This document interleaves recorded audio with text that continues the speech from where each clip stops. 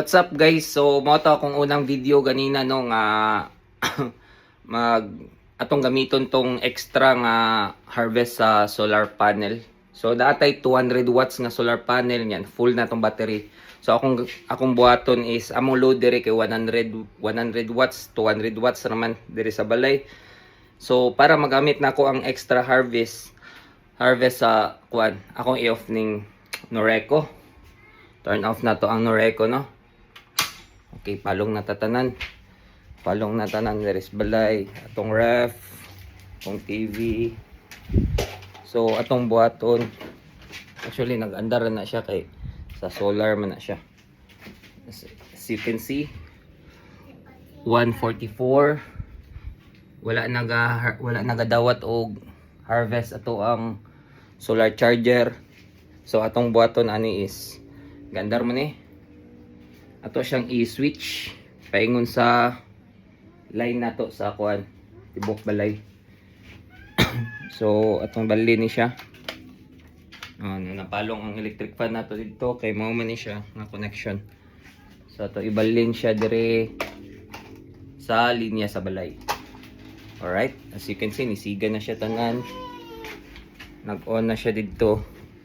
So ako ipakita ninyo kung pilay load diri sa balay. Gi-turn on na pod sa akong anak ang TV. And kani nga connection, yan ang electric fan niya dira. Ako na ibalin, no? So, kani siya. Ako i-on bi. Dungog ninyo tong nipiti, mo to siya. Dayon, nagpa-TV na siya. Atong lang taon kung pila ka watts ang consume namo diri sa balay. So you can see 247 watts. Dala na siya sa TV nga 55 inch nga smart TV, Google TV man na siya. Ga-consume siya mga 100 watts. Then atong ref is dual inverter, ga-consume siya if bugnaw na siya, ga-consume siya og mga 50 to 80 watts lang, no? Kay wala bugnaw naman nang gay namang mga ay sa sulod. Dayon kani kita nyo from 144 ni-drop siya og 116 at 13.6 dire sa LVD niya kay 12.9 sama na. As you can see dara, wala pa siya ga-connect sa wifi be. Wait lang. So naa po day load sa kwan no, sa piso wifi. Dayon mga router sa gawas din ato mga balay nga sani ibot ngan og mga internet. So atong lang taon if makasugakod current nato wattage nga gigamit sa tibok balay is 255 watts.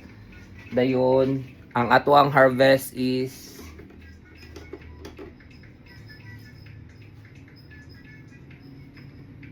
16.7. Dayon naa siya sa 10.6 ampere. So ato i-calculate sa man ron calculator na to. Ato i-charge siya rin no.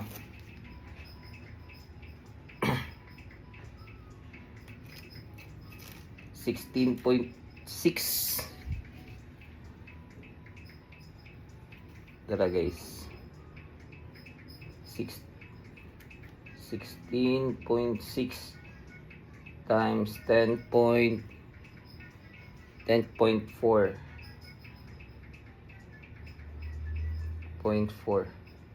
So dara ang ato ang 200 watts panel nag-harvest og dili man siya kaayo init jud no. Og init siya kaayo, dul siya 200 watts. So ga-harvest siya og 174 watts. Kanimang SRNE atong gamit nga kwan, mas taas ni siya kwan efficiency.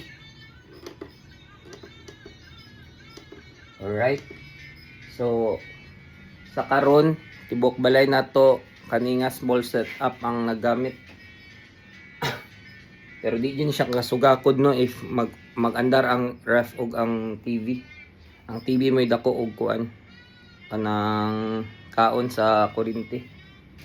If magdugang dagay ko og panel then battery makasugakod na unta ni sila. Pero last na ni siya og kwan 3 to 4 hours if init kaayo. So mga to guys, taas kaya ko explanation no. Tara iyang kwan no. Load there is balay 250 watts din. Atong harvest is 170. So nagkuha siya sa battery og mga 80 watts. Alright. Thanks for watching.